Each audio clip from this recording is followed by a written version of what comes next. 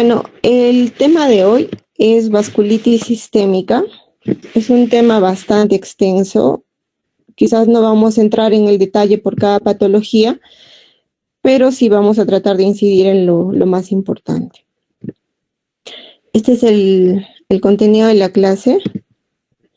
Y en manera de introducción, cuando nosotros hablamos de vasculitis, hablamos de un grupo muy grande de trastornos complejos que tienen como característica principal la inflamación de las paredes de los vasos sanguíneos, lo cual nos puede provocar isquemia o daño orgánico.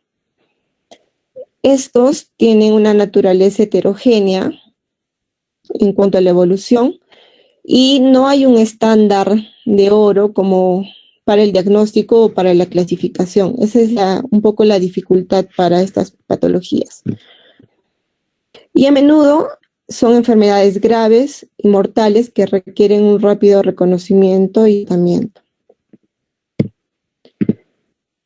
Entonces, como ya habíamos dicho, ¿no? Hay un compromiso de la luz vascular en la cual generan alteraciones estructurales a nivel del vaso, ya sean aneurismas, ruptura de la capa elástica, hiperplasia de la capa íntima, la presencia de fenómenos trombóticos o reparativos secundarios.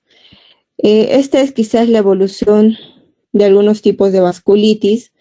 La primera imagen es una arteria normal.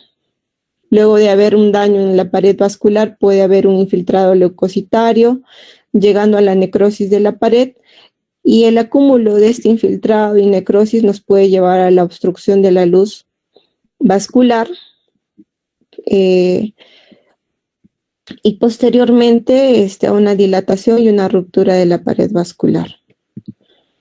Esta es una imagen histológica de una arteria normal y la segunda es la imagen de una vasculitis. La característica principal en la anatomía patológica de la vasculitis es la necrosis fibrinoide, acompañada de un infiltrado de tipo inflamatorio. Y como ya hemos visto, ¿no? El acúmulo de esta necrosis fibrinoide con el infiltrado inflamatorio... Disculpe, falta grabar, por favor. Gracias. A ver. El acúmulo de esa necrosis fibrinoide y del infiltrado inflamatorio, lo que nos va a llevar es a la obstrucción de la luz del vaso. En la etiología, como ya habíamos visto, en casi todas las enfermedades autoinmunes, no solamente hay factores genéticos, sino también hay agentes infecciosos, farmacológicos, ambientales y algunas enfermedades relacionadas, ¿no? Dentro de los agentes farmacológicos se ha descrito algunas asociaciones entre los fármacos y algunos tipos de vasculitis. Y esto se ha explicado por una hipersensibilidad de tipo 3 mediada por inmunocomplejos. En el caso de la vasculitis leucocitoclástica, se ha asociado a algunos antibióticos como los betalactámicos, sulfas, el halopurinol también, anticomiciales o anticonvulsivantes, factores del crecimiento hematopoyético como el filgastrin, fármacos anti-TNF e inmunoglobulinas endovenosas. Se han asociado todas estas a vasculitis leucocitoclástica, que por lo general da compromiso cutáneo. La poliarteritis nodosa, por otra parte, se ha visto asociada a algunas vacunas alergénicas hiposensibilizantes. Los fármacos antitiroideos del tipo etimazol, carbimazol, propiltiuracilo se han asociado a las vasculitis asociados a los anticuerpos anticitoplasmáticos de los neutrófilos, los ANCA, y el síndrome de Char-Strauss, que es un tipo de vasculitis ANCA asociado, también se ha asociado a los antagonistas de los leucotrienos. Dentro de los agentes infecciosos, como habrán visto, los virus cumplen un rol importante dentro de la etiología de de muchas patologías autoinmunes.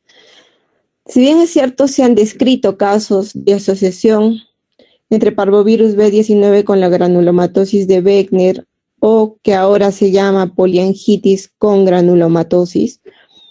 El HIV en coinfección con otros agentes se ha asociado a la poliarteritis nodosa, a las vasculitis de hipersensibilidad, a las vasculitis aisladas del sistema nervioso central, y los virus linfotrópicos de células T se han asociado a vasculitis sistémicas, tanto del sistema nervioso central, cutáneo, como de la retina. Estas tres asociaciones han sido descritas como reportes de casos. Sin embargo, no se ha demostrado que ese tipo de virus generen vasculitis. Se han asociado, pero no se ha demostrado que estos sean la causa principal. En el caso de la hepatitis B y C, son las dos únicas infecciones virales que se han asociado, que se han demostrado que generan vasculitis. Y en la hepatitis B se ha asociado con la poliarteritis nodosa, y la infección por hepatitis C hasta en un 90% se ha asociado a la crioglobulinemia mixta. Es también, bueno, otros agentes infecciosos se han descrito, pero no se ha demostrado su participación. En infecciones bacterianas, micobacterias, meningitis por coccidios, con vasculitis del sistema nervioso central, la presencia de estafilococos, estreptococos asociados a las vasculitis ANCA positivos o ANCA asociados. Hay otros gérmenes como otros hongos como la cándida, el aspergillus también, y algunas infecciones parasitarias que se han asociado. Por ejemplo, la Toxocara canis se ha asociado con la púrpura de Jeno-Schollen o vasculitis por IgA. El cisticerco con la vasculitis del sistema nervioso central y algunas aracnoiditis. Los estrongiloides con granulomatosis de Wegener o la que conocemos como poliangitis con granulomatosis. La infección por loa-loa es asociada a la vasculitis leucocitoclástica. Como les digo, estos agentes se han descrito, pero no se han demostrado. Entre los factores ambientales, se ha visto que los humos de algunos pesticidas y las actividades agropecuarias se han visto asociadas sobre todo con la poliangitis con granulomatosis, o la que anteriormente se llamaba granulomatosis de Wegener. Y las vasculitis ANCA asociadas se han asociado a la exposición a sílice. Bueno, en cuanto a los factores genéticos y raciales que se describen, sobre todo la enfermedad de Kawasaki y la arteritis de Takayasu y la vasculitis por IgA o la de Jeno-Schollen se han visto en población asiática. La diferencia entre estos debemos de remarcar que la vasculitis por IgA es más frecuente en niños, es menos común en adultos y la incidencia es variable, ¿no? En niños va de 240 por millón y en adultos la incidencia es de 3 a 14 por millón de habitantes. La arteritis de Takayasu también es de pacientes jóvenes, habitualmente menos de 40 años, en población asiática sobre todo, y la relación entre mujeres y hombres es alta, ¿no? Es predominantemente en el sexo femenino, con una relación de 9:1. Y la enfermedad de Kawasaki, que es por lo general en niños menores de 5 años, tiene una incidencia de 500 a 2.600 por millón y es prevalentemente en la población asiática. La enfermedad de Behçet, que es un tipo de vasculitis también tiene una incidencia en población asiática, pero sobre todo se ha descrito en población mediterránea. La predominancia en cuanto al sexo es mayor en el sexo femenino, es predominantemente en el sexo masculino, en el Mediterráneo con una relación de 1:3. En cambio, en Estados Unidos la relación se invierte, es mayor en mujeres de 5:1. Las tres primeras son las vasculitis ANCA-asociadas. Generalmente estas, si vemos la relación entre mujeres con hombres, la relación es de 1:1. No hay una preponderancia en el sexo en cuanto a las vasculitis ANCA-asociadas. Y la arteritis de células gigantes, esta es predominantemente en países europeos y la edad de inicio es en personas adultas mayores, más allá de los 70 años.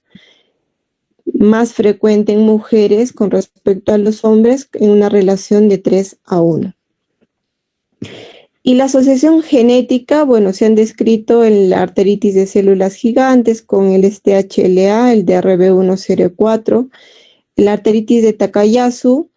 En Japón y Corea se ha descrito la asociación con el HLA-B52. Y la enfermedad de Behçet en Asia se ha asociado a la HLA-B51 y en Europa y Estados Unidos a la HLA-B52. Como se dan cuenta, es muy variable y hay muchas patologías. Este es un cuadro de epidemiología solamente de las vasculitis ANCA asociadas y me llamó la atención porque incluye a Perú, ¿no? En las vasculitis ANCA asociadas son 3 grupos de patologías y de estas la más frecuente es la poliangiitis microscópica.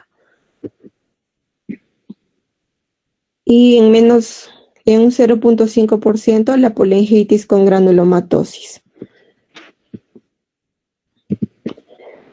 Bueno, en cuanto a la patogenia, hay 3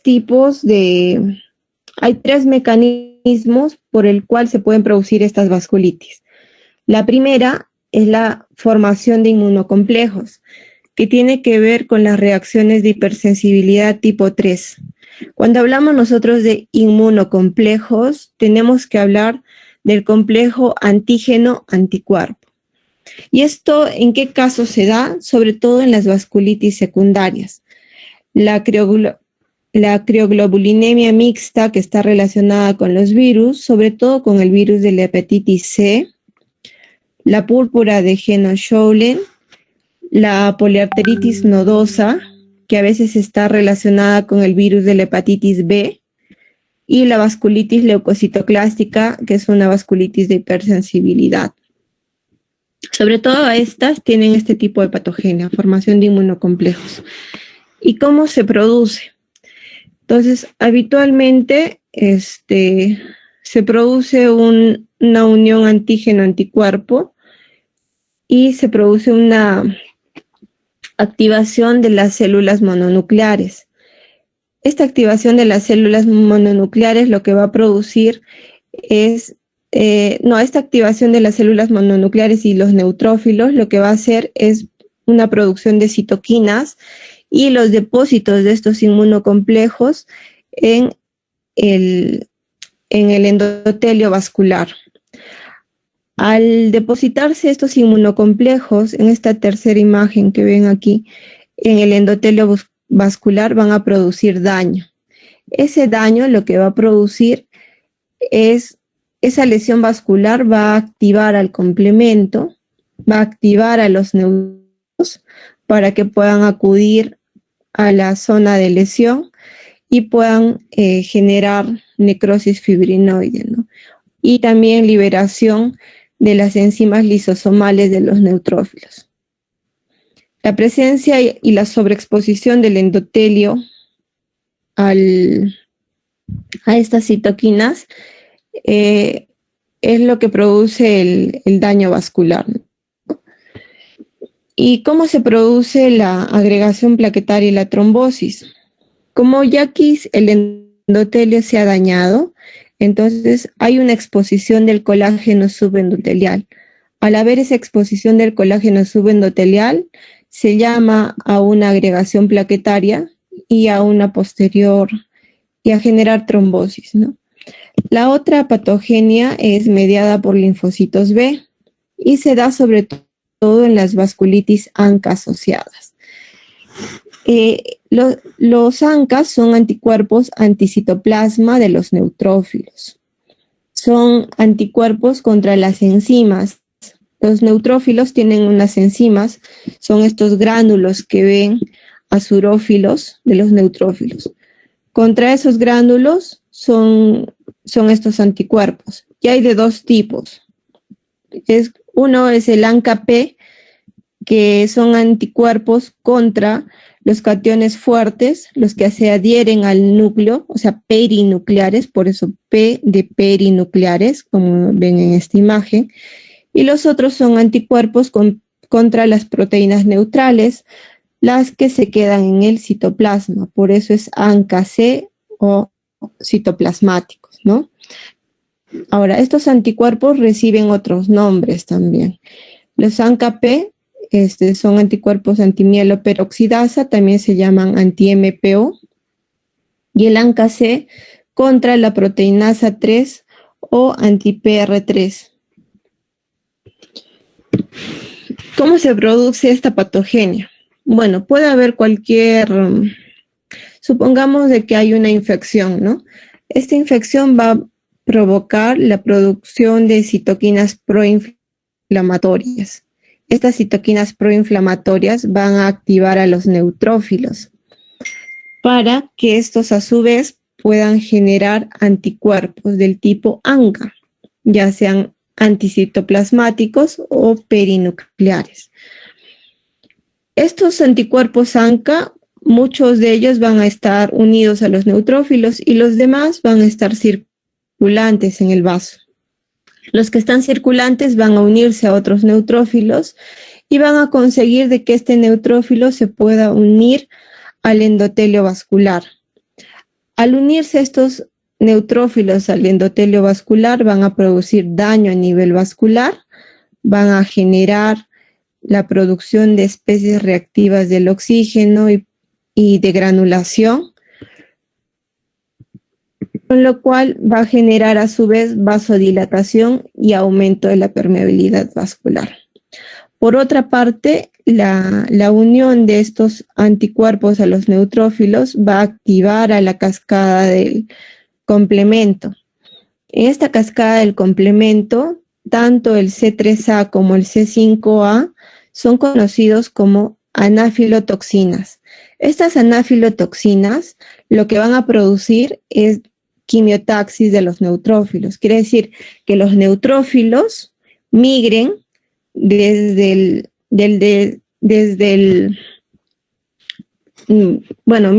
hacia la zona de lesión endotelial del vaso y produzcan a su vez degranulación.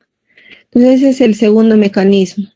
El tercer mecanismo es mediado por linfocitos T y en este hay algunas patologías. Estas están relacionadas con la formación de granulomas. Estos granulomas son infiltrados de tipo inflamatorio que contienen macrófagos y linfocitos T en su interior.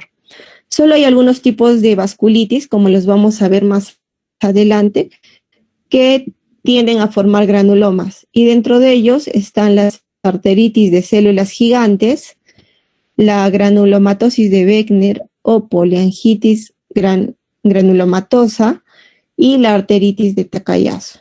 Entonces, en este mecanismo hay una activación de los linfocitos T, los cuales se evidencian por el complejo de histocompatibilidad de tipo 2 y del interferón gamma, tras una estimulación no específica, lo cual indica una respuesta de tipo T-helper 1. Recientemente se ha visto que algunos anticuerpos anticitoplasmáticos del tipo PR3 y MPO pueden producir proliferación de los linfocitos CD4, sobre todo en las vasculitis asociadas al ANCA. Y se ha visto también que la activación de los linfocitos B se activa con la actividad de la enfermedad. Y por otro lado, la activación de los linfocitos T puede persistir durante la remisión de la enfermedad. Entonces, si nosotros quisiéramos ver actividad, lo ideal sería dosar linfocitos B, ¿no? Antes de linfocitos T. Bueno, estas vasculitis hay dos tipos de clasificarlas. Las primeras en vasculitis primarias y secundarias. Cuando nosotros hablamos de vasculitis primarias, debemos de considerar de que no hay otra etiología que nos explique el daño vascular, ya sea infecciosa, asociada a otra enfermedad del tejido conectivo como artritis, lupus o enfermedad indiferencial del tejido conectivo, no haya una asociación con fármacos o no haya una asociación con malignidad, con neoplasias. Cuando ya hemos descartado todas esas causas, nosotros decimos que es una vasculitis netamente primaria. Y dentro de ellas está todo este grupo grande. Y se dividen también por el tamaño del vaso, ya sea un vaso grande, vaso mediano y vaso pequeño. Los de vaso pequeño también, dentro de los de vaso pequeño también están las vasculitis ANCA asociada. Como les había dicho, estas vasculitis ANCA asociada son estas tres: la granulomatosis con poliangitis o la de Beckner, la poliangitis microscópica y la poliangitis con granulomatosis eosinofílica. Esas tres son las ANCA asociadas. Generalmente están asociadas a los ANCA y comprometen vasos pequeños. De estas tres, las únicas que forman granulomas son estas que dicen con granulomatosis, la poliangitis con granulomatosis y la con granulomatosis eosinofílica. La microscópica no produce granulomas. Lo otro importante que deben saber, y que lo vamos a ver, estas dos primeras son vasculitis de grandes vasos, ¿ya? No son ANCA asociados y ambas tienden a ver la formación de granulomas. Bueno, esto les voy a explicar más adelante. Solamente quiero que sepan cuándo llamamos vasculitis primaria y cuándo llamamos vasculitis secundaria. Por lo contrario, cuando decimos vasculitis secundaria es cuando se ha asociado a alguna infección, alguna otra comorbilidad, alguna exposición o alguna otra enfermedad. Por ejemplo, las que se asocian a AR, a lupus y enfermedades del tejido conectivo, por lo general, bueno, estas son secundarias y por lo general afectan a pequeños vasos. Las infecciosas son de vaso variable, puede ser grande, mediano, pequeño vaso, así como las neoplasias, ¿no? Las malignas. La asociación con drogas generalmente son de vaso mediano y pequeños vasos, y en algunas veces se ha visto asociación a los anticuerpos ANCA. Ninguna de las secundarias produce granulomas. Ese es un dato importante. Bueno, les había dicho que hay otra clasificación, ¿no? Esta clasificación de las vasculitis es la del consenso de Chapel Hill del 2012. ¿Y qué consideración tomaron en ese consenso? De que iban a clasificar a las vasculitis por el tamaño de los vasos.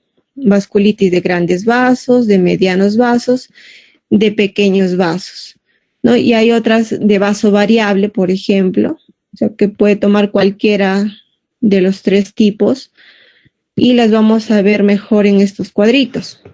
Entonces, la imagen que ven en morado son las vasculitis de grandes vasos. Ahí tenemos dos patologías importantes. Una que es la arteritis de células gigantes y la otra la arteritis de Takayasu. ¿Cuál es la diferencia? Bueno, lo similar en estas es que ambas son granulomatosas. Ambas forman granulomas. Quiere decir que en su contenido hay macrófagos y hay linfocitos T. ¿Pero qué las diferencia? La edad de presentación. La arteritis de Takayasu generalmente se da en personas menores de 50 años y la de células gigantes en mayores de 50 años. El pico de presentación de la arteritis de células gigantes es los 70 años. Ambas son en el sexo femenino. La otra diferencia que tienen es qué arteria es predominante. En la de Takayasu está la aorta y en la de células gigantes también puede tomar la aorta o sus ramas principales, pero es más frecuente el compromiso de la arteria temporal. ¿Qué otra cosa? Bueno, más adelante vamos a ver otro cuadrito que nos haga las diferencias entre ambas. Tienen que saber que estas dos son representantes de las vasculitis de grandes vasos. En cuanto a las vasculitis de vaso mediano, aquí también hay dos patologías. Una, que es la poliarteritis nodosa y la enfermedad de Kawasaki. Estas vasculitis de vaso mediano generalmente comprometen arterias viscerales y pueden producir aneurismas de tipo inflamatorio o estenosis de estos vasos. Son dos de las manifestaciones más frecuentes. En el caso de la poliarteritis nodosa, tenemos que saber que es una arteritis de tipo necrotizante. Esta no es granulomatosa, es necrotizante, que afecta a vasos medianos. Pocas veces afecta el riñón y pocas veces, no afecta ni el riñón ni el pulmón, como lo vamos a ver más adelante. En la enfermedad de Kawasaki, esta sobre todo afecta a niños menores de 5 años, bebés y niños pequeños. Esta generalmente afecta arterias medianas y pequeñas, sobre todo las arterias coronarias. En algunas ocasiones puede afectar a la aorta o arterias grandes, la de Kawasaki. La enfermedad de Kawasaki en los niños puede estar asociada a compromiso cutáneo de tipo exantema, a la lengua de fresa, puede estar asociada a un síndrome febril, de tipo febril, en los niños, ¿no? La poliarteritis nodosa, a diferencia de esta, es más frecuente en adultos. Entonces vamos a describir estas 4 patologías. Este era el cuadrito que les decía para poder diferenciar entre la arteritis de células gigantes con la de Takayasu, que ambas comprometen a vasos grandes. Bueno, ambas son más frecuentes en mujeres, el ratio es variable, de 8 o de 9 a 1 es en la arteritis de Takayasu, con respecto a una relación de 2 a 1 en el caso de la arteritis de células gigantes. La edad es la diferencia, en mayores la de células gigantes y en menores de 40 o 50 años la arteritis de Takayasu. La edad de inicio, la edad de inicio más frecuente, les había dicho, ¿no? Por encima de los 70 años en la de células gigantes y por encima de los 25 años en la arteritis de Takayasu, en promedio. Luego, ambas forman granulomas, lo que ya hemos dicho. La arteritis de Takayasu, ¿cómo la podemos reconocer? Generalmente esta patología se asocia a claudicación de las extremidades, la arteritis de Takayasu. Otra manifestación común es la hipertensión renal, porque producen isquemia a nivel renal y esa isquemia genera hipertensión, sobre todo elevación de la presión arterial diastólica. El compromiso pulmonar, no es muy frecuente en la de células gigantes y ocasionalmente en la arteritis de Takayasu. El grupo étnico, como les había dicho inicialmente, es importante. Los asiáticos, arteritis de Takayasu y enfermedad de Kawasaki. El tratamiento, ambos responden a corticoides, dosis altas. Y pocas veces Quien requiere más intervención quirúrgica es la arteritis de Takayasu, a diferencia de la arteritis de células gigantes. La arteritis de células gigantes generalmente afectan a personas mayores, pueden presentar cefalea, pueden presentar inflamación de la arteria temporal. El diagnóstico es haciendo una biopsia de la arteria temporal, donde podemos encontrar la presencia de granulomas. Y la arteritis de Takayasu, sobre todo hay dilatación, ¿no? Compromiso de la aorta, sobre todo. En las de vasos medianos está la poliarteritis nodosa. Esta enfermedad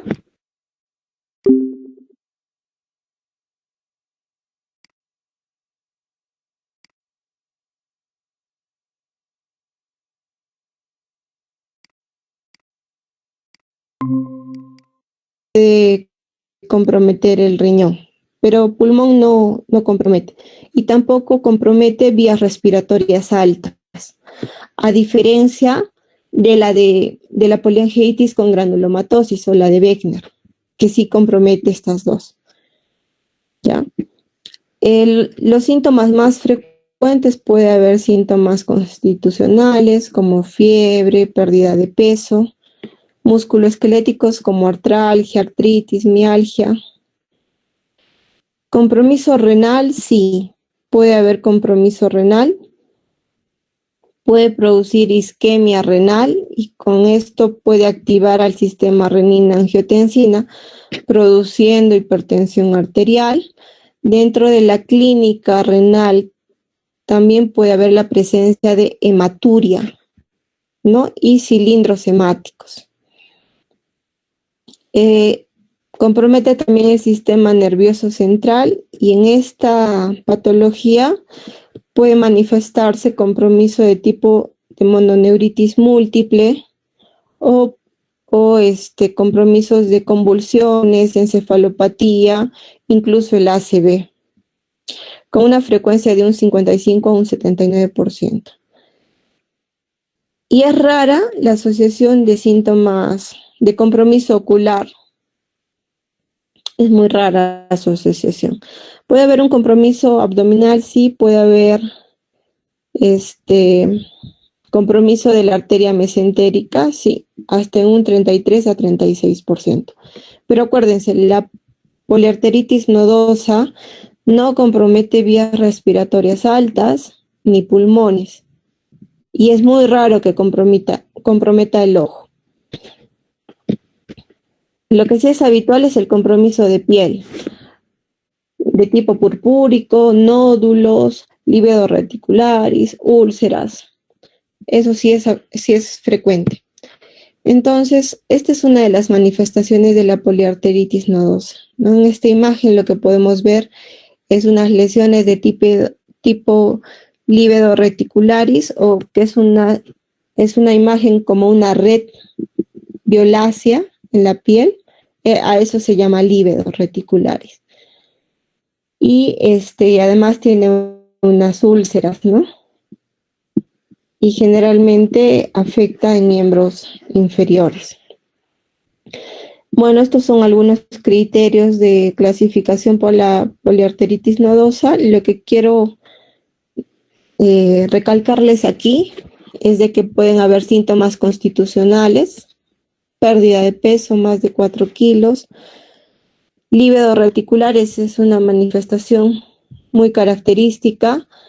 Puede haber síntomas de debilidad muscular, mialgias, compromiso neurológico de tipo de una mononeuropatía o una polineuropatía, una mononeuritis múltiple o polineuropatías también.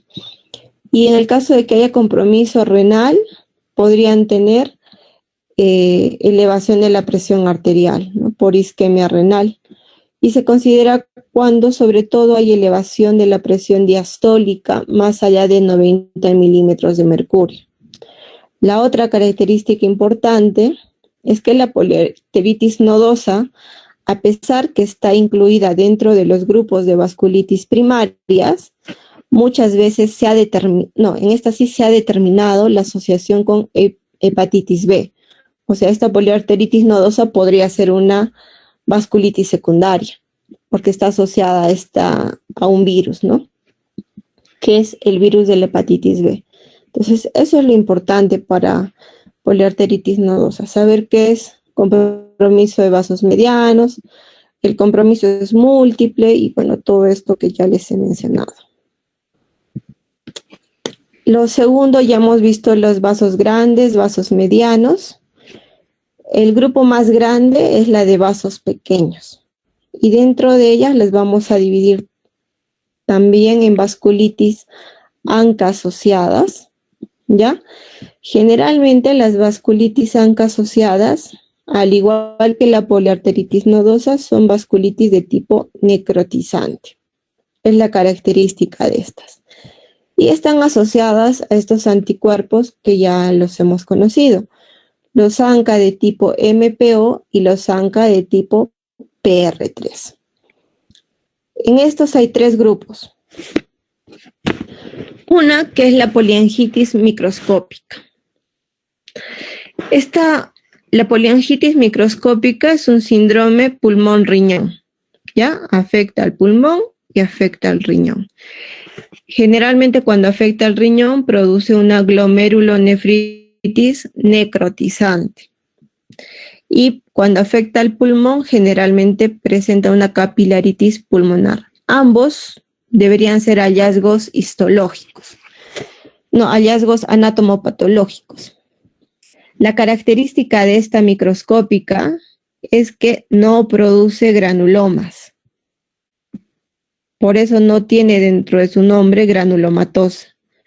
La microscópica no produce granulomas, solamente es una vasculitis de tipo necrotizante, que afecta a pequeños vasos, puede comprometer pulmón y riñón. En el caso de la de Beckner o es la poliangitis con granulomatosis, esta sí produce granulomas y también produce una vasculitis necrotizante. Aparte de comprometer al pulmón y al riñón, también afecta las vías respiratorias altas, ¿no? En este caso, los pacientes pueden presentar sinusitis a repetición.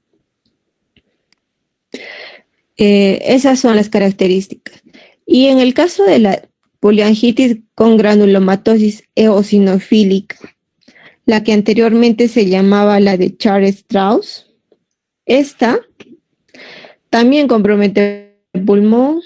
Cuando compromete el riñón, quizás recién ahí manifiesta los anticuerpos ANCA.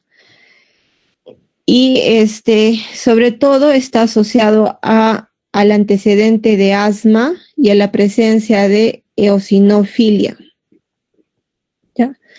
Esta también es una de tipo granulomatosa, necrotizante, y bueno, que afecta al tracto respiratorio sobre todo, ¿no? Pocas veces asocia al compromiso renal. Bueno, estas tres pueden manifestar ya sea el MPO o el PR3, pero hay algún porcentaje específico, ¿no? La poliangitis microscópica, sobre todo en un 58%, se asocia al ANCA MPO, al igual que la de Char-Strauss, que se asocia en un 64% al MPO. La granulomatosis de Beckner o la granulomatosis con poliangitis se asocia sobre todo al ANCA PR3 en un 66%. Eso es importante. Entonces, esto es lo que les decía, ¿no? ¿Que las tres pueden presentar cualquiera de las dos? Sí. Pero la primera, que es la de Beckner, la granulomatosis con poliangitis, se asocia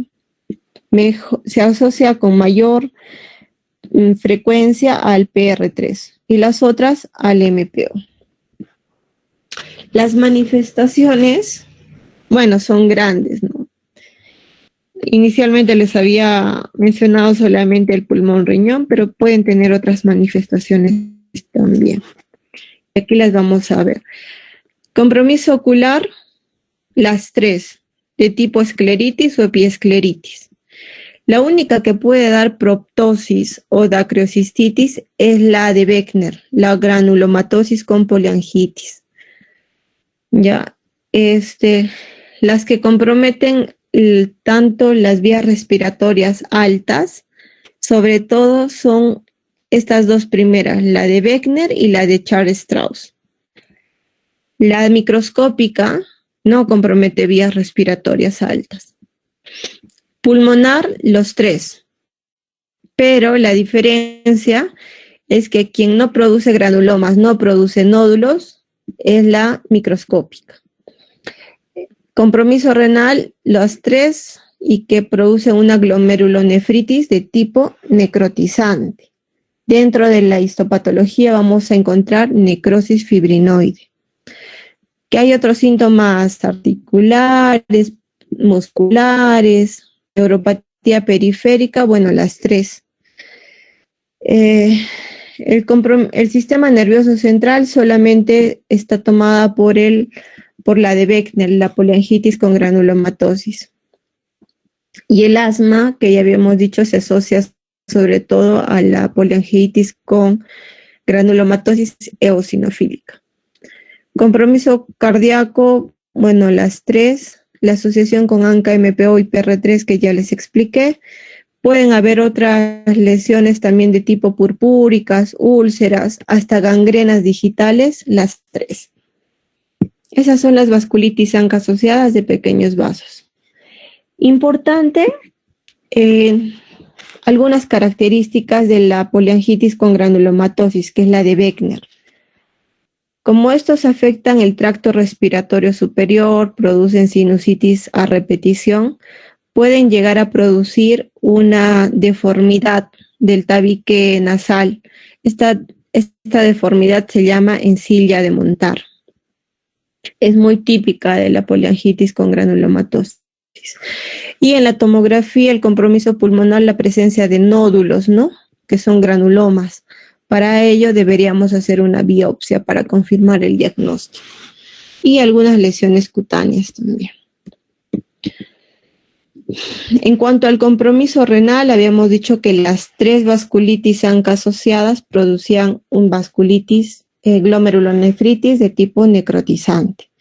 Y estas también se dividen, así como en lupus teníamos una clasificación histológica, aquí también. Se dividen en focal, crescéntica, mixtas y escleróticas. La de tipo focal es cuando más del 50%, o sea, menos del 50% de los glomérulos están dañados. Más allá del 50% están normales. La de tipo crescéntica es de que tiene más allá del 50% de los glomérulos con crecientes celulares.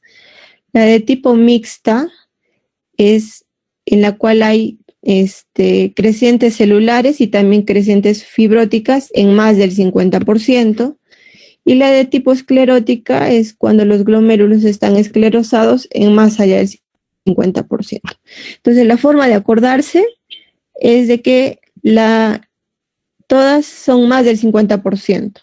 Focal, más del 50% normal. Las crescénticas, crecientes celulares, más del 50%. La mixta, más del 50% de crecientes celulares fibróticas. Y la esclerótica, más del 50% de esclerosis global. ¿Ya? Y hay un estadio de un riesgo de llegar a daño renal en los 5 años próximos al diagnóstico. Y las que tienen más riesgo son las de tipo escleróticas, ¿no? Es obvio. Y las que tienen menos riesgo son las de tipo focal.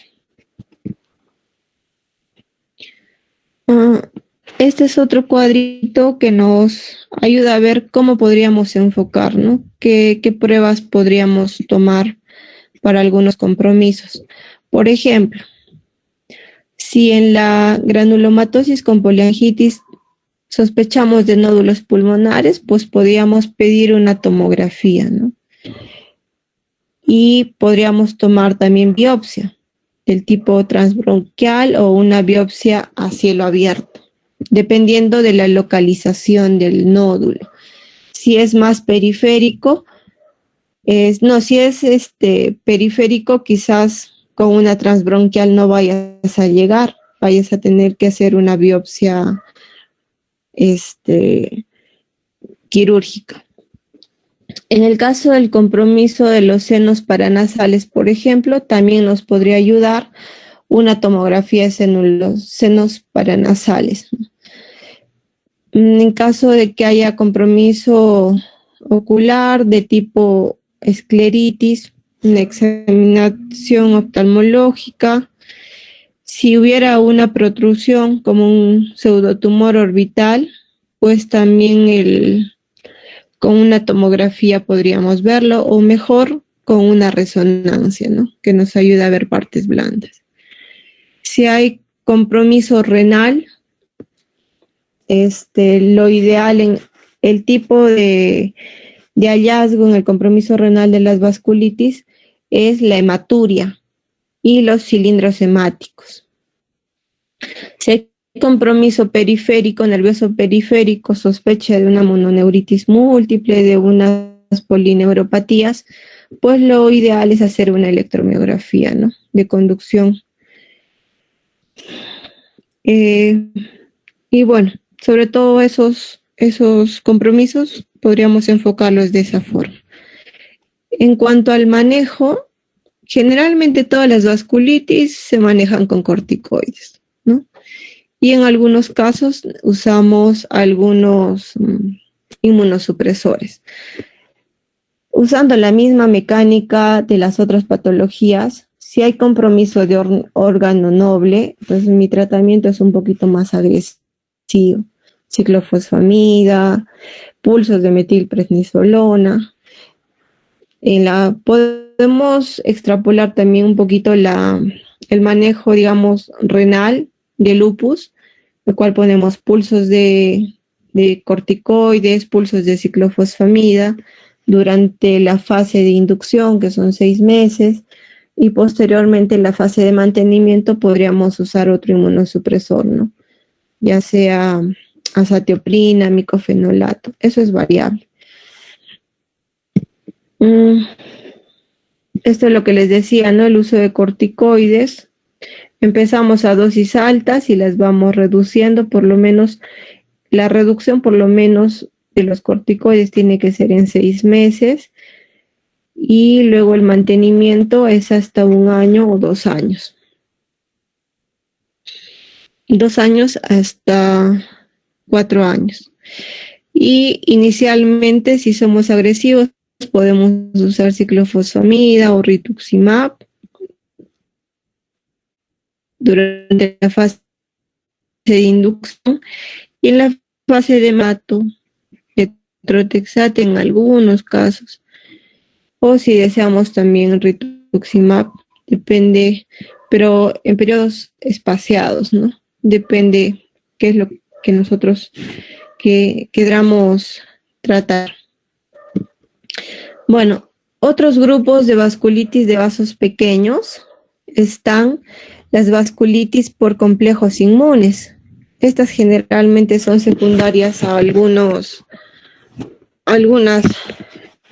infecciones. Por ejemplo, está la enfermedad antimembrana basal glomerular, que también es un compromiso pulmón-riñón.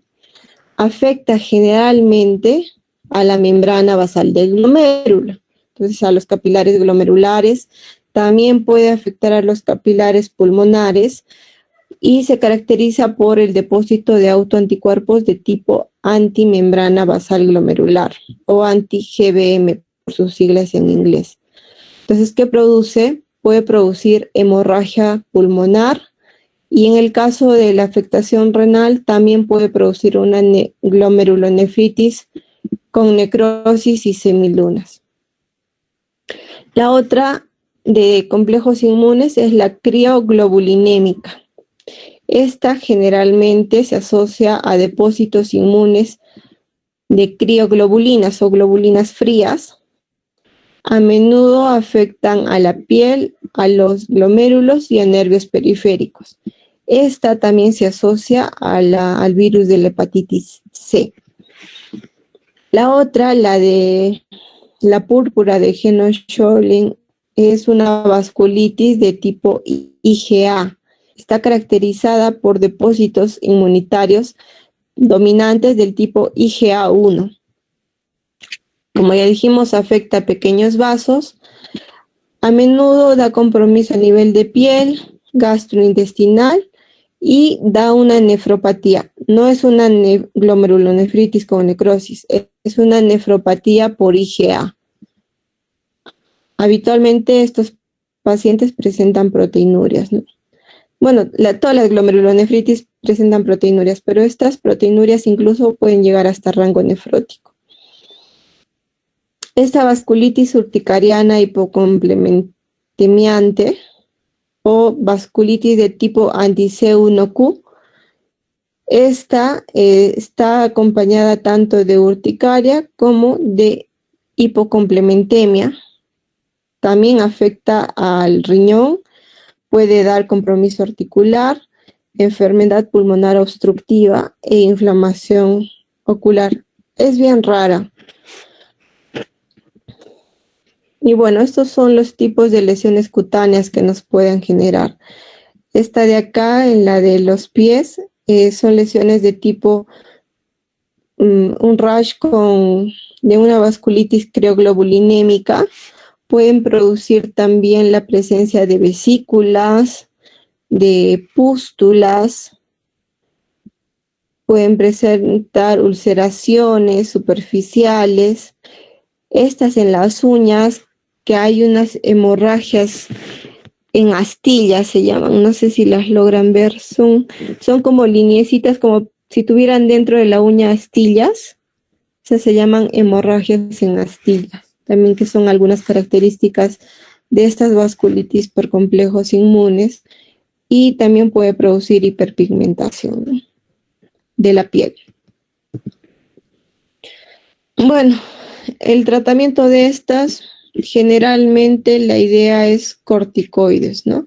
En el caso de la crioglobulinémica, que se asociaba a hepatitis C, en ese caso deberíamos tratar la hepatitis C y por ende la vasculitis podría resolverse. En caso de que no haya respuesta al tratamiento con la hepatitis C, se puede usar rituximab también y corticoides si fuera necesario. Bueno, lo que tienen que saber de acá es que el tratamiento sobre todo es con corticoides, ¿no?, de mediana a dosis alta en algunos casos.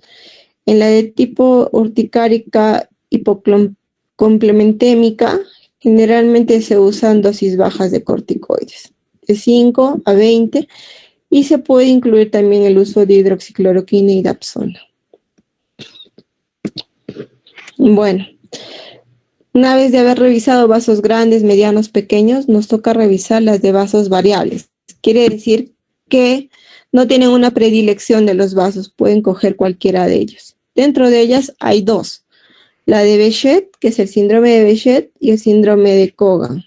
Acuérdense que el síndrome de Behçet está caracterizado por úlceras orales o úlceras genitales recurrentes, por lo menos 3 episodios en un año, acompañado a lesiones inflamatorias de tipo cutánea, lesiones oculares, gastrointestinales y o del sistema nervioso central.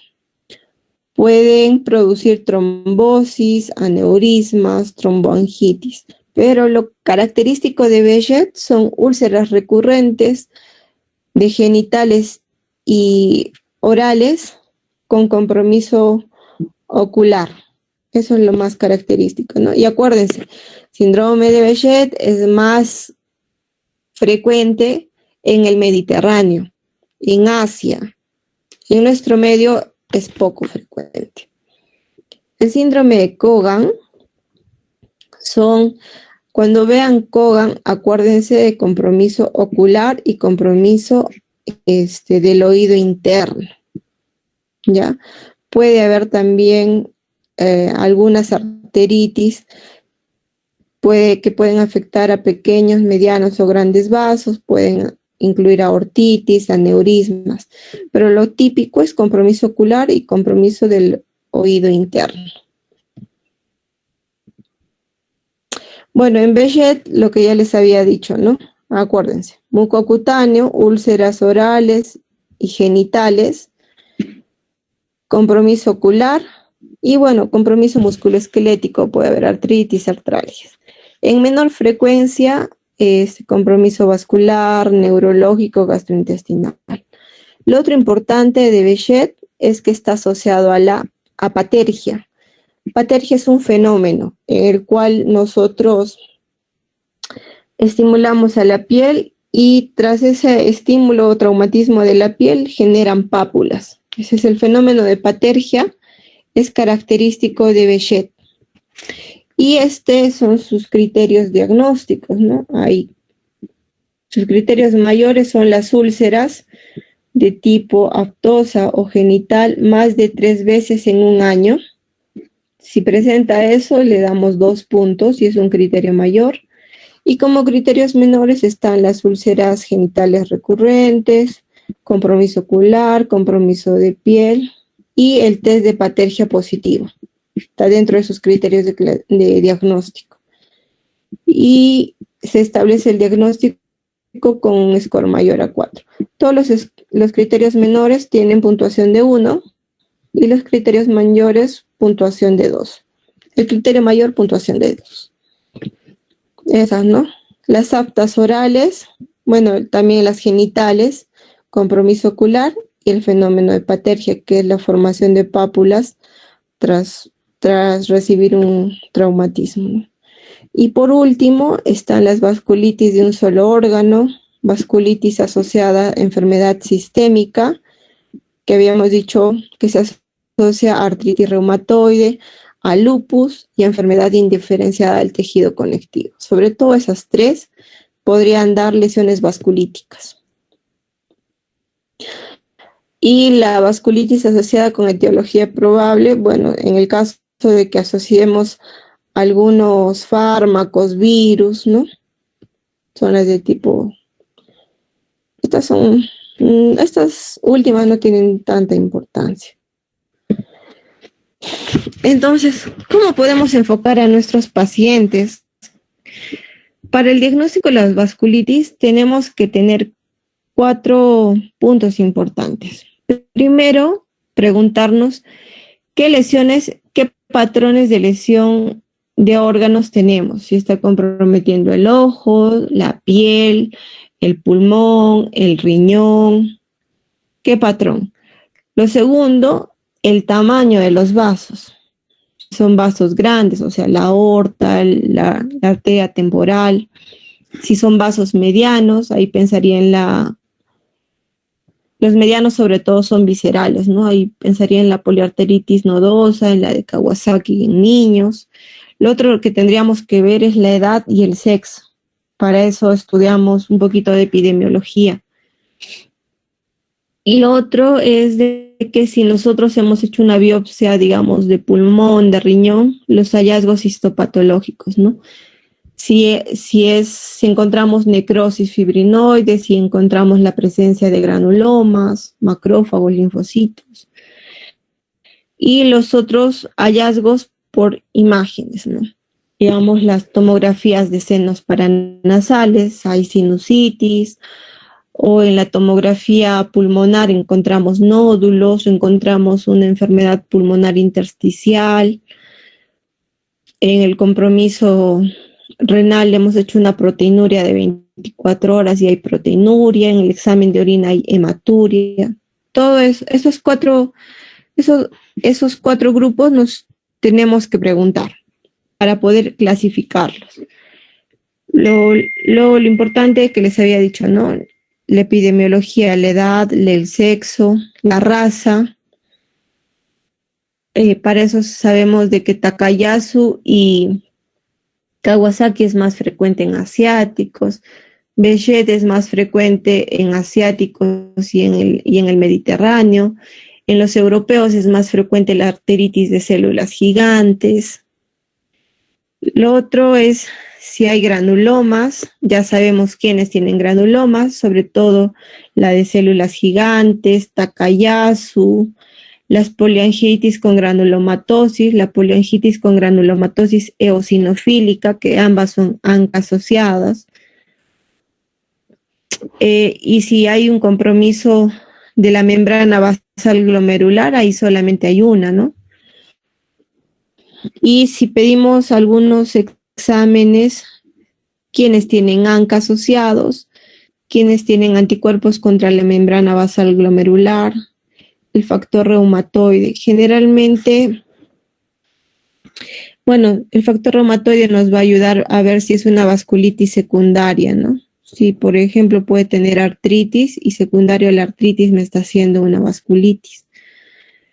Y algunas infecciones, importante que siempre que sospechen vasculitis, dependiendo del tipo, ¿no? Si piensan en una poliarteritis nodosa, pidan hepatitis B. Si piensan que es una crioglobulinémica, pidan hepatitis C. Y esto es un poquito de las características o las manifestaciones clínicas, ¿no? Para vasos grandes, si hay claudicación de extremidades, me va más para Takayasu. Compromiso, diferencia de la presión arterial asimétrica, tanto en extremidades superiores como inferiores, va para Takayasu. En la de Takayasu, la característica es de que cuando nosotros midamos la presión arterial, tanto de miembros superiores como de miembros inferiores, debería haber una diferencia de más de 15 milímetros de mercurio. Y si medimos, digamos, en el brazo derecho con el izquierdo, debería haber una diferencia de presión más de 10 milímetros de mercurio. La ausencia de pulsos también es característico de Takayasu. La dilatación aórtica va también con Takayasu. Hipertensión renovascular va con Takayasu.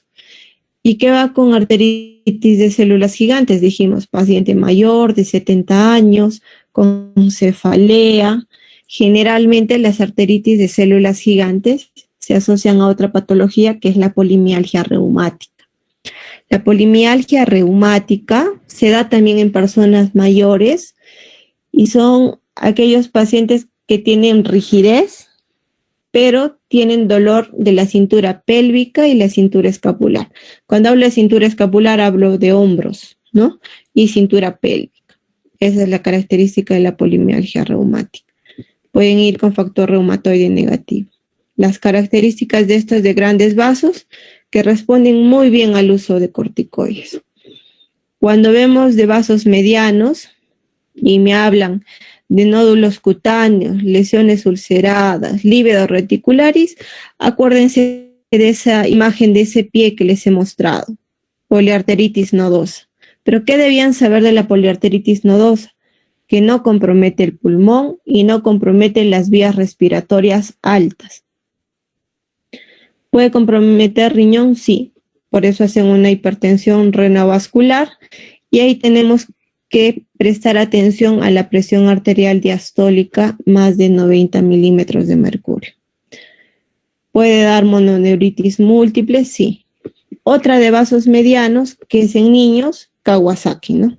Niños menores de 5 años, lengua frambuesada, exantema, fiebre, va más para vasos medianos. Y en vasos pequeños, las vasculitis ANCA asociada, que son las 3 que ya les dije, compromiso pulmón-riñón, pueden producir hemorragia alveolar, glomerulonefritis. El compromiso de vías respiratorias altas y el sistema nervioso central es más típico de la poliangitis con granulomatosis. ¿Qué más? Que la poliarteritis microscópica no da granulomas, solamente dan vasculitis de tipo necrotizante. ¿Y qué otras manifestaciones también tenemos? Bueno, las otras clasificaciones, ¿no? Las asociadas a inmunocomplejos. Entonces, ¿qué deberíamos pedir a nuestros pacientes? ¿Nos va a ayudar un hemograma? Sí, Por ejemplo, la eosinofilia, ¿en quién nos ayudaría? En la granulomatosis con poliangitis eosinofílica, ¿no? Los reactantes de fase aguda sí nos ayudan para ver inflamación. La función hepática también, sobre todo en las asociadas a hepatitis, ¿no? B o C. ¿En los exámenes de orina nos ayuda? Sí. ¿Qué debemos de encontrar en vasculitis? Hematuria es la característica principal. En lupus, ¿qué encontrábamos? Leucocituria, también podía haber hematuria, cilindros de tipo. ¿Qué tipo de cilindros hay en lupus? Granulosos. Granulosos. En cambio, en la vasculitis son cilindros hemáticos, ¿ya? Las proteinurias generalmente son en rango no nefrótico. Y la función renal es importante valorarla, sí. Entonces ahí podemos pedir la creatinina para ver que no se eleve, proteinuria de 24 horas, una biopsia renal, y en la biopsia renal, a diferencia de lupus, acá deberíamos encontrar la presencia de necrosis fibrinoide. Entonces, necrosis, vasculitis, ¿ya? Bueno, función hepática, en el caso del sistema nervioso central, sobre todo el compromiso es a nivel periférico, ¿no? Entonces ahí deberíamos pedir electromiografía, velocidad, conducción. O biopsia del nervio sural también nos puede ayudar. Y ahí que deberíamos encontrar necrosis. La función cardíaca es importante, sí. El electrocardiograma, un ecocardiograma. Angiografía también, sobre todo en la de Takayasu, ¿no? Para ver cómo están los vasos, si hay dilatación de la aorta o no. Un minutito, voy a cargar la laptop.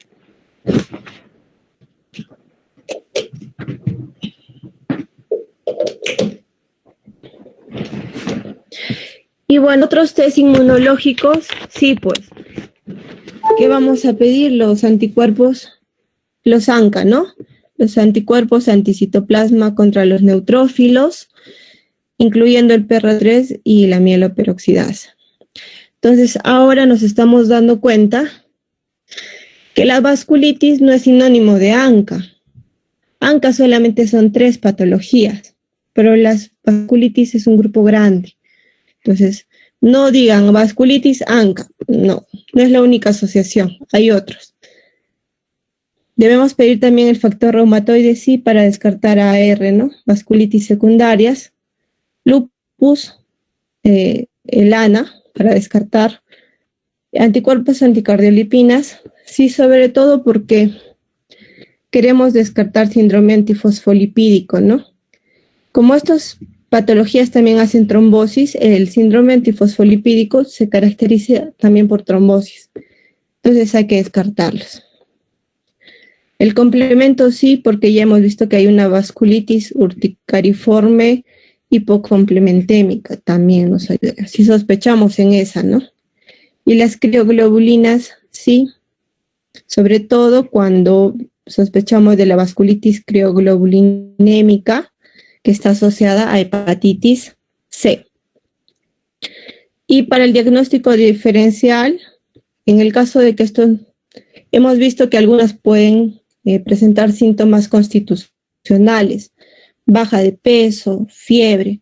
Entonces, en ese caso podríamos pedir marcadores tumorales si sospechamos de neoplasias, cultivos celulares por estudio de fiebre, serología viral para hepatitis B y C por las asociaciones que ya conocemos, y un ecocardiograma, sobre todo para descartar endocarditis, porque hay otras patologías que nos podrían imitar a las vasculitis. Ahora, en la siguiente diapositiva les voy a mostrar. Bueno, entonces, de acuerdo al compromiso de cada órgano, también que pedimos, ¿no? Eso ya lo hemos revisado antes. La tomografía, la broncoscopía, lavado bronquialveolar, si hay compromiso pulmonar. si hay compromiso renal, proteinuria, eso ya lo hemos evaluado. Esto les quería decir, ¿no? Que hay otras patologías que nos pueden imitar vasculitis y que tendríamos que tenerlas en cuenta. Las del tipo infeccioso, las endocarditis, sobre todo las asociadas a Neisseria y rickettsias. También las asociadas a hepatitis B, C y VIH, ¿no? Entonces hay que sospecharlas. Las de tipo síndromes paraneoplásicos, sí, metastásicas, y sobre todo las de tipo de linfoma y leucemia, son las que más, o sea, el paciente puede tener toda una clínica de una granulomatosis de Wegener, pero cuando hacemos el estudio de fondo, tiene un linfoma. ¿Ya? Entonces no se olvide. Las de tipo embólica, hay unas bien raras, ¿no? Las de asociadas a cristales de colesterol, mixomas atriales, otras infecciosas. Del tipo trombóticas, el síndrome antifosfolipídico, que es APS en sus siglas en inglés, la calcifilaxis también, que es otra patología trombótica, y estadios procoagulantes. En estos estadios procoagulantes también hay que descartar los, ¿cómo se llama? No me acuerdo el nombre, bueno, si me acuerdo les digo. Hay otras también por radioterapia, también podrían imitar vasculitis. Un Raynaud severo me podría hacer una necrosis digital y similar, y me podría imitar una poliarteritis nodosa. Pérdida digital también, ¿no? Exposición al frío, algunas aneurismáticas que me puedan ser un diagnóstico diferencial de Takayasu, la neurofibromatosis, el Marfan, la displasia fibromuscular, anormalidades congénitas, algunas de tipo oclusivo como la amiloidosis, la coartación de aorta, y otras también está el abuso de la cocaína, ¿no? Y el síndrome de Moyamoya. Entonces, las vasculitis son un grupo grande. Para todos los que les gusta medicina interna, es bonito estudiar estas patologías y descartarlas, ¿no? Siempre en nuestros diagnósticos diferenciales, por lo menos tenemos que tener 20 diagnósticos diferenciales, de pensarlos. Cuando más posibilidades tengamos, podemos llegar a los diagnósticos. Entonces, por eso es importante conocer estas patologías. Y bueno, eso es en cuanto a vasculitis. No sé si tengan alguna duda, les ha quedado algo que no está muy claro para poder ayudarles.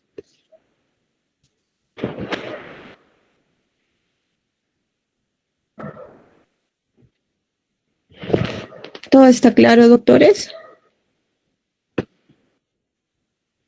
Sí, creo. Sí, entonces puedo preguntar.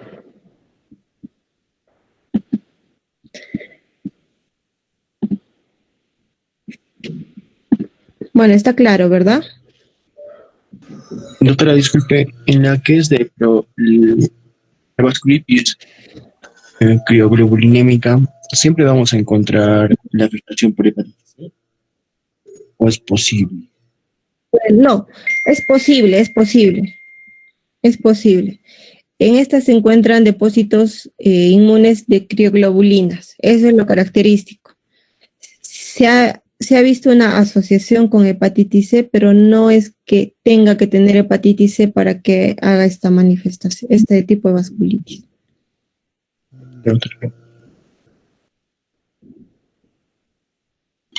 Doctora, disculpe, en los exámenes que pedimos en la vasculitis, tendrían que ser primero una ANA, un ANCA y también BCG. No, los exámenes tienen que ser de acuerdo a tu sospecha diagnóstica. Entonces, primero tienes que hacer tu enfoque, ¿no? En tu enfoque tienes que ver, primero, ¿no? Edad y sexo y etnia. Entonces, por ejemplo, una de Kawasaki, no voy a pensar en un paciente de 70 años. Algo así. Takayasu Entonces, tampoco. Takayasu tampoco. Entonces, de acuerdo a tu edad nomás ya estás eliminando varias. El Sí. sexo también. Bueno, generalmente son en mujeres. Luego, tienes que ver el tamaño de los vasos afectados. Si es la aorta, si es un compromiso visceral, si es un compromiso, ¿qué arteria está afectada? ¿Qué tamaño de vaso? ¿Grande, mediano, pequeño? Entonces, de acuerdo a ello, vas a ir clasificando en estas. Por ejemplo, digamos, ya ha habido una afectación pulmón-riñón. Entonces, ¿quiénes producen pulmón-riñón? Vamos a hacer un ejercicio, ¿ya? Por lo menos ya tú has visto de que hay compromiso pulmonar y renal. Entonces, empiezas a buscar en tu cuadrito quiénes te afectan pulmón-riñón. Pueden ser las ANCA asociadas, ¿no es cierto? Sí. Las ANCA asociadas, ¿y quién más? La antimembrana basal glomerular. Ah, sí, antimembrana basal. Sí. ¿Ya? Pues ahí les he puesto las imágenes. Entonces, bueno, entonces vas viendo, pues, si son ANCA asociadas, no tendría mucho sentido que, si me está afectando solo pulmón, riñón, no tendría mucho sentido pedir hepatitis B y C, ¿no? Porque sabemos que la B quizás, bueno, quizás sí, porque la poliarteritis nodosa también me da compromiso renal y está asociada a hepatitis B. Ya, bueno, ahí.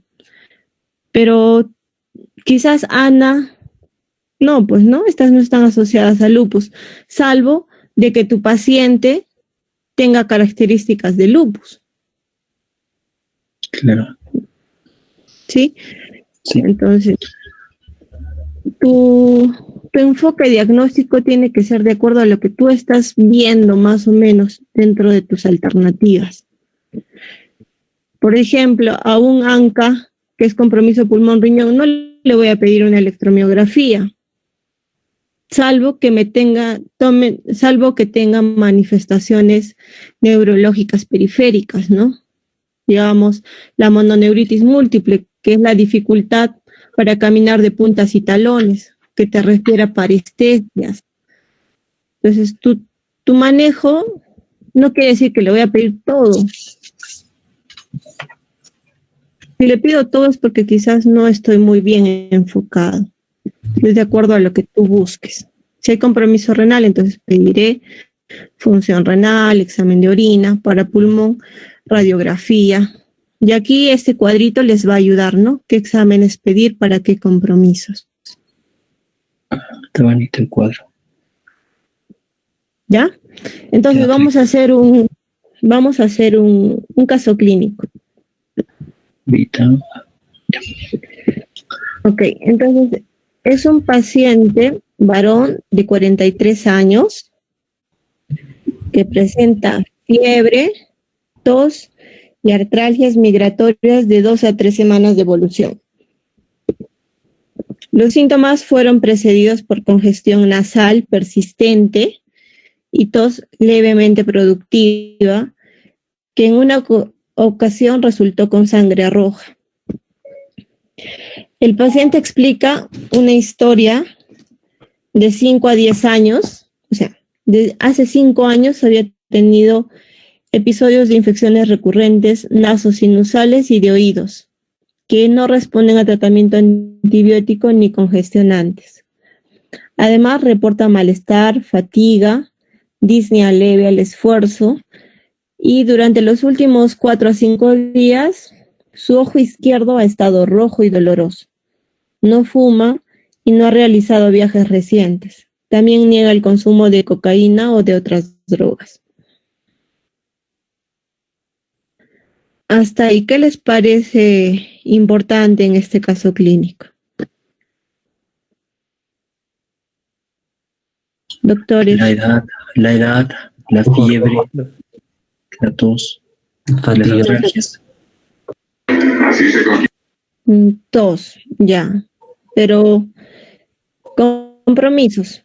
Hablemos de compromisos. ¿Qué compromisos ven? Por órganos. Pulmonar. Ya, pulmonar. ¿Qué más? Articular. Senos paranasales. Ocular. Ocular. ¿Qué más? Articular también. Ocular. Y la fiebre Auditivo. General. Auditivo.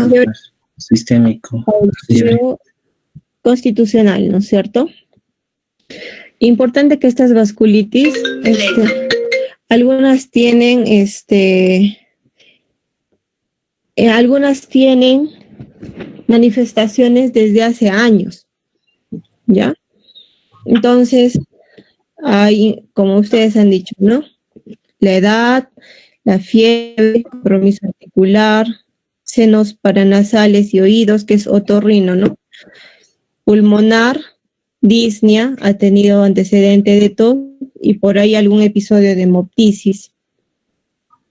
Y ocular. Entonces, al examen físico, encuentran que este paciente tenía una presión arterial de 140/90, pulso de 102, temperatura de 38 grados centígrados, no había lesiones cutáneas ni adenopatías, sus senos maxilares tienen sensibilidad y el ojo izquierdo está inyectado y ligeramente hinchado. El examen pulmonar revela disminución de los sonidos respiratorios con estertores en los campos pulmonares superiores.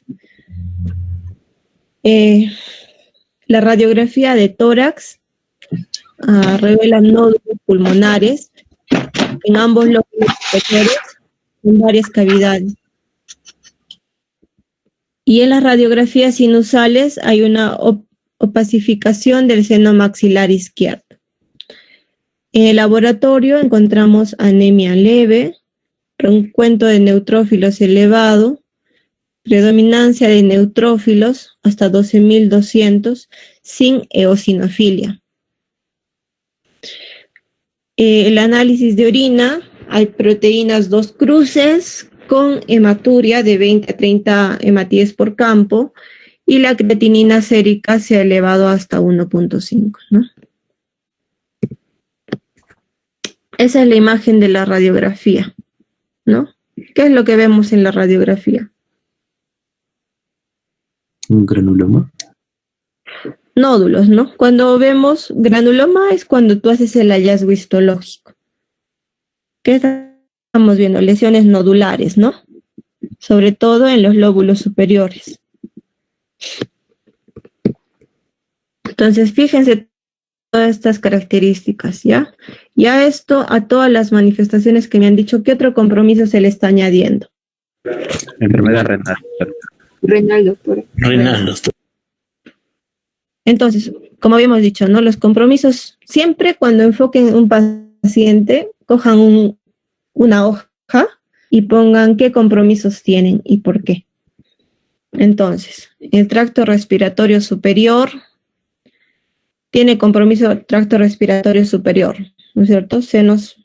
Sinusitis, maxilar izquierdo. Del pulmón también, tos productiva, episodio de hemoptisis y presencia de nódulos pulmonares. Síntomas constitucionales, fiebre y artralgias migratorias. A nivel renal, un síndrome nefrítico. ¿Por qué? Hay hematuria. Por la Hay hematuria. hematuria. No, Hipertensión. a ver, cuando hablan de nefrítico y nefrótico, ¿qué es lo principal? La proteinuria. Proteinuria. Tienen que salir a partir de ahí, proteinuria. El nefrítico, ¿qué tiene? Hipertensión Menor. y hematuria, ¿no es cierto? Entonces, y elevación de la creatinina, está haciendo una insuficiencia renal aguda. Entonces, como habíamos dicho en la introducción, la vasculitis es una patología en la cual tienen que actuar rápido. Tiene varios órganos nobles, mira, el pulmón, un riñón. Entonces, se debe considerar una vasculitis sistémica.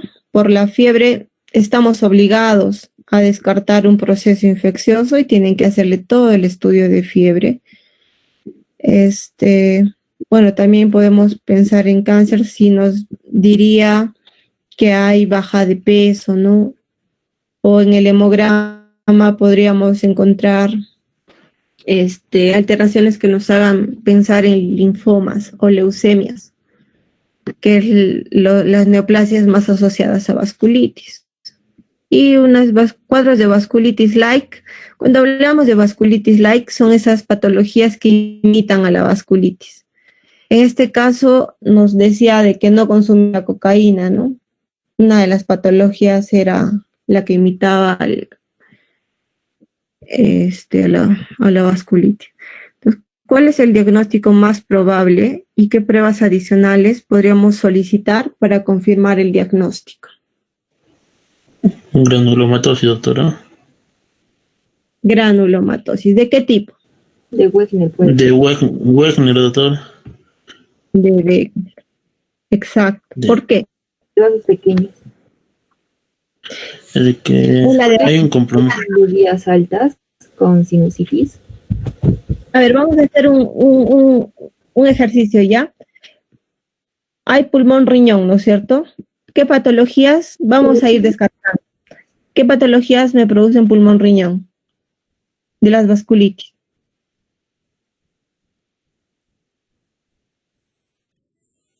Poliarteritis microscópica. Ya, la microscópica. ¿Qué más? La eosinofílica, doctora. Ya. Pero acuérdense los nombres, ya es poliangeitis con granulomatosis eosinofílica. Acuérdense los nombres, y esa es la de Char-Strauss. Entonces, el término Char-Strauss ya lo tenemos que desechar.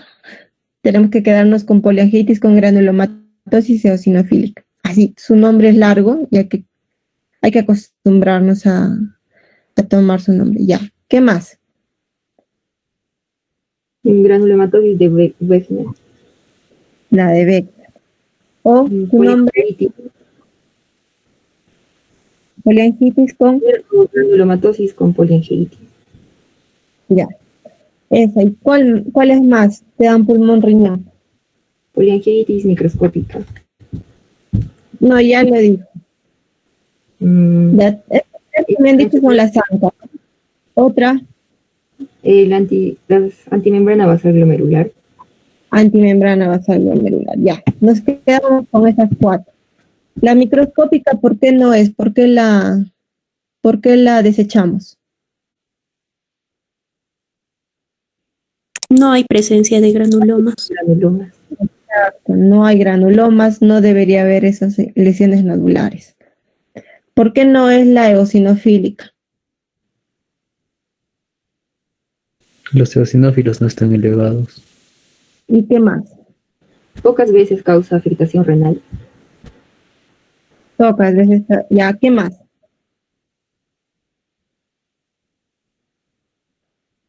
Está relacionado al... asma, doctora. Este paciente no tiene asma, ¿no es cierto? Y otra cosa más. Bueno, ¿puede afectar el tracto respiratorio superior? Sí. En la microscópica, otra causa, ¿por qué no es? Es porque no afecta el tracto respiratorio superior. ¿Ya?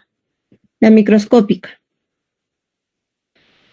Y la membrana basal glomerular, ¿por qué no podría ser?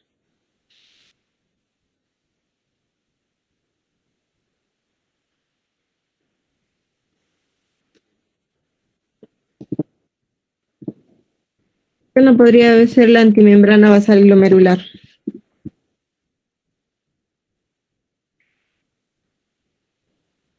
Para eso, ¿qué tendríamos que tener? Una biopsia, doctora. Una biopsia. Ya, entonces, por eso es importante que vamos a pedir. Estamos acá. Ya, entonces, ¿qué pedimos? Tengo esas cuatro alternativas, ¿qué pido? Ya, me le soplo. Una biopsia. Tienen, estos son los compromisos, ¿qué piden? Tomografía. ¿Tomografía de qué? A ver, nombre y apellido, pues, a las cosas. Tomografía de Pulmonar, doctora. pulmonar. ¿Qué más? Test inmunológicos como el ANCA. El ANCA. ¿Qué más? ¿Qué otro inmunológico debería pedir?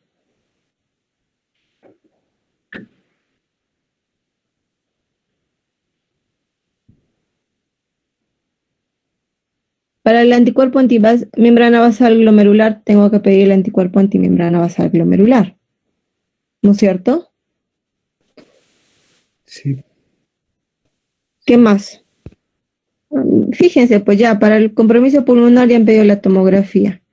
Para el renal, ¿qué pido? Para el tracto respiratorio superior, ¿qué pido?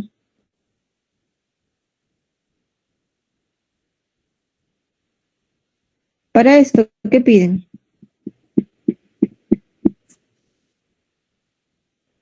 Una broncoscopía, doctora.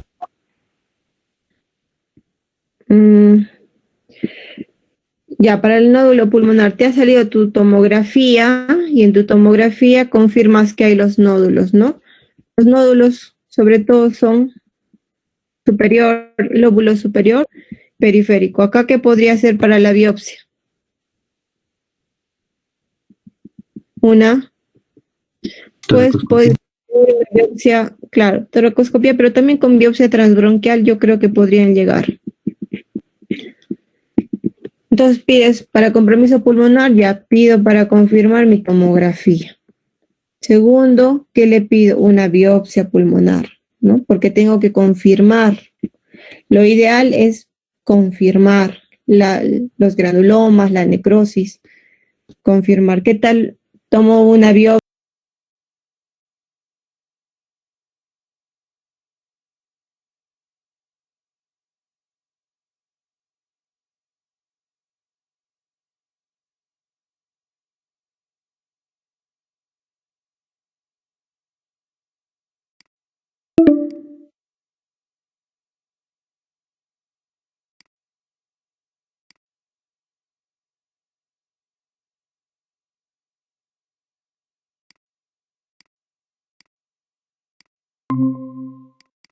Para nasales.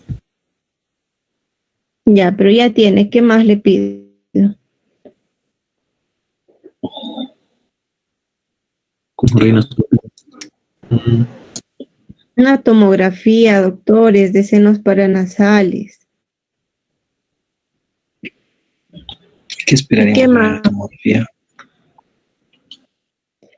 ¿Qué esperas? Tienes que ver cuál es el infiltrado, ¿no? Que no puedes ver fácilmente por la radiografía. ¿Cuánto está infiltrando esa sinusitis? Ya, doctora. ¿Qué áreas está metiendo? Tienes que ver eso, que no vas a poder verlo por la plaquita. La plaquita podrá ser de inicio, ¿no? Te hace sospechar la sinusitis, pero de ahí el compromiso, cuánto está abarcando una tomografía. Y después, ¿qué más? Para confirmar tu diagnóstico, ¿qué más pides? Una biopsia renal. No, biopsia de senos paranasales. A todo biopsia, ¿ya? Para confirmar siempre los diagnósticos de vasculitis, lo ideal, lo que puedas biopsiar, biopsia. Entonces, en senos paranasales, la tomografía y la biopsia. Pulmonar, tomografía, biopsia. Para la fiebre, ¿qué pide?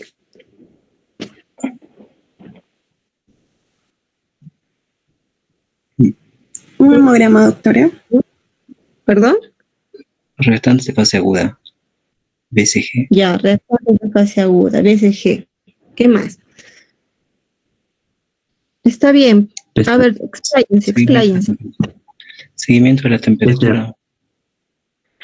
Control de temperatura. ¿Qué más? Tienes que buscar gérmenes, ¿no? Cultivo entonces, hemocultivo. Hemocultivo. Hemocultivo, urocultivo, cultivo de todo lo que puedas, incluso de la sinusitis, ¿no? Sí. Y bueno, para las artralgias, debería pedir un factor reumatoide. Sí, doctora. ¿Por qué vas a pedir un factor reumatoide? Caemos en lo que les he dicho que no debemos caer. No toda artralgia es artritis. Acá te está hablando de artralgias migratorias. ¿Cuál es el patrón de la artritis?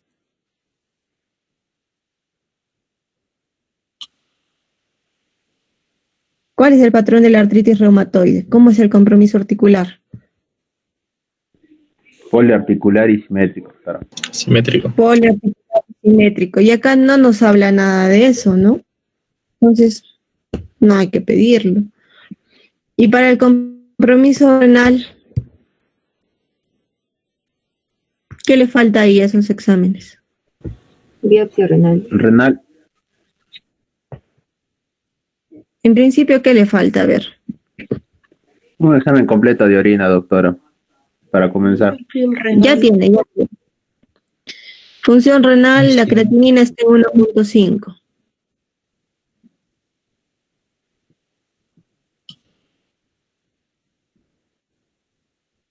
¿No les interesaría saber cuánto de Tomografía. proteinuria? Proteína en 24 horas. Tomografía para el riñón. No. ¿Cómo vamos a pedir tomografía para ver compromiso renal? Ahí puedes pedir una ecografía para ver el tamaño renal, ¿no? Pero tomografía no me va a decir nada diferente que una ecografía. Proteinuria de 24 horas, doctora. Proteinuria de 24 horas. De ahí, ¿qué más? Ya, la ecografía renal, ¿qué más? Lo que dijo su compañera hace un rato. Biopsia renal. Biopsia renal. ¿Cuáles son las indicaciones para biopsia renal?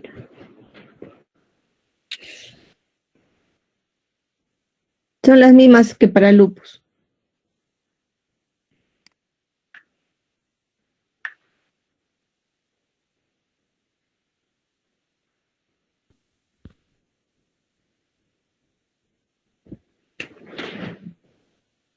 Tarea para sus casas, ¿ya?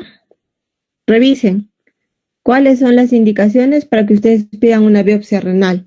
No es pedir por pedir las cosas, es saber por qué las pedimos y si están bien indicadas o no. Entonces, revisen, por favor.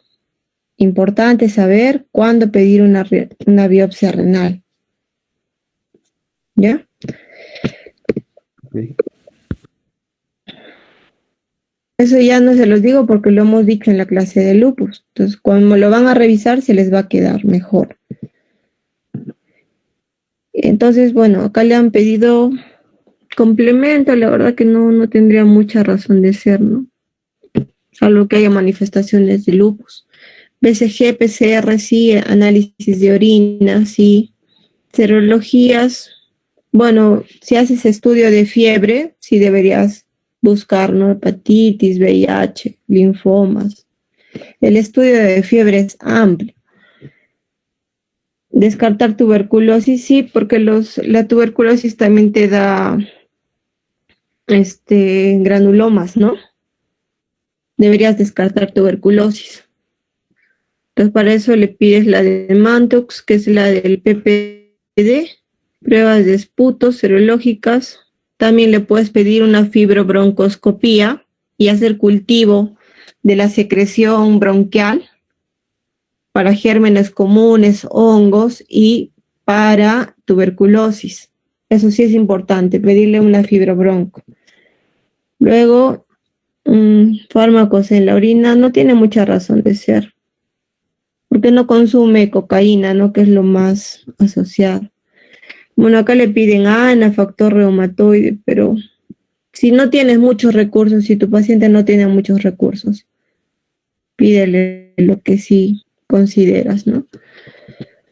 Bueno, la biopsia sí es mandatoria porque es importante determinar el hallazgo, la necrosis o la presencia de granulomas, ¿no? Eso es muy válido para su caso clínico. Y bueno, le hicieron la prueba de PPD, fue negativa, el puto también fue negativo, los cultivos para hongos fueron negativos, frotis, bueno, todo para tuberculosis fue negativo. Las pruebas de ANA, factor reumatoide, VIH fueron negativas. La antimembrana basal glomerular fue negativa. El ANCA fue positivo a un título de 1/1280 y era una de tipo PR3. ¿Esta más frecuente en quiénes es? La PR3 es más frecuente en Neumatosis de Wegener. la de Wegener. Elisa. Los niveles séricos de complemento fueron normales. La biopsia de pulmón abierta le hicieron. Las secreciones del tejido revelaron inflamación granulomatosa. Mientras tú no tengas este hallazgo de necrosis o inflamación granulomatosa o vasculitis necrotizante, no puedes dar el diagnóstico de vasculitis, ¿ya? Entonces, el diagnóstico más probable, ya lo dijeron, ¿no? La granulomatosis de Wegener, que está asociado a tracto respiratorio superior, pulmón, riñón. Puede haber síntomas constitucionales, sí, y está asociado al ANCA-C o al anti-PR3, ¿no? Y se recomienda realizar una biopsia de tejido en la mayoría de los casos para confirmar el diagnóstico, ¿no? Y descartar que no sea cáncer o otro tipo de infección. No es que ustedes vean nódulos y son granulomas, los deducen, no. Tienen que confirmarlo con biopsia. ¿Ya? Ok, doctores. Entonces, hasta ahí les ha quedado un poquito claro. El tema es bastante amplio. La verdad he tratado de hacerlo súper resumido con lo puntual para que ustedes puedan entenderlo. ¿Hasta ahí todo está claro? Sí, doctora. Sí, doctora. Sí, doctora. Sí, doctora. Solo falta más repasar. Sí. doctora. Un repaso, ya está. Les he puesto sus cuadritos, están resaltados, o sea, ¿qué más puedo hacer? No sé. Por favor, estudien. Traten de hacer el ejercicio, ¿ya? De ver qué patologías hacen pulmón, riñón, cuándo indicó una biopsia, cuáles son las características de los grandes vasos, lo más resaltante. ¿Ya? Estudien, por favor. Ok, doctores, creo que ya tienen otra clase, ¿no? Ok, doctora, sí. Sí, doctora. Sí, Ay, doctora, neuro. Es el día jueves y es espondilitis anquilosante, ¿ya? Ya, doctora, gracias. Hasta luego. Está bien. Gracias, doctora. Hasta luego.